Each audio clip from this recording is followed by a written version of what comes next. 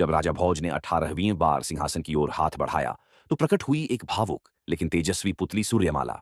उसकी आंखों में करुणा की चमक थी, पर मन में अटूट साहस। वह बोली, राजा भोज, क्या तुम कभी एक दासी को राज्य की सबसे बड़ी रक्षक मान सकोगे?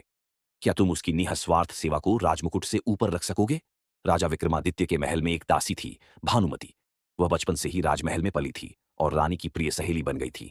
कोई उसे केवल एक दासी समझता, पर विक्रम जानते थे यह स्त्री महल की आत्मा है।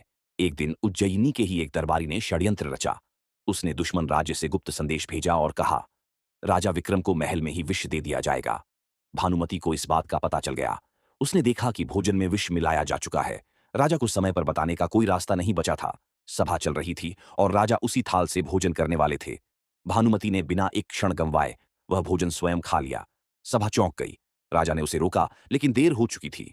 भानुमति जमीन पर गिरी और कहा, महाराज, मेरा जीवन आपके लिए था। अगर मेरे त्याग से उज्जैनी सुरक्षित रहे तो यही मेरी जीत है। राजा विक्रमादित्य उसकी मृतदेह को गोद में लेकर रो पड़े। फिर उन्होंने आदेश दिया, भानुमति अब केवल दासी नहीं, वह उज्जैनी की रक्षक देवी है। राजमहल में उसके लिए एक मंदिर बनवाया गया, जहां राजा स्वयं दीप जलाने जाते थे। उन्होंने कहा, जिसने बिना सिंहासन के राज्य की रक्षा की, उसे ही सच्चा शासन मिला। राजा भोज, क्या तुम भी किसी निस्वार्थ सेविका को सम्मान दे सकते हो, जैसा विक्रम ने दिया?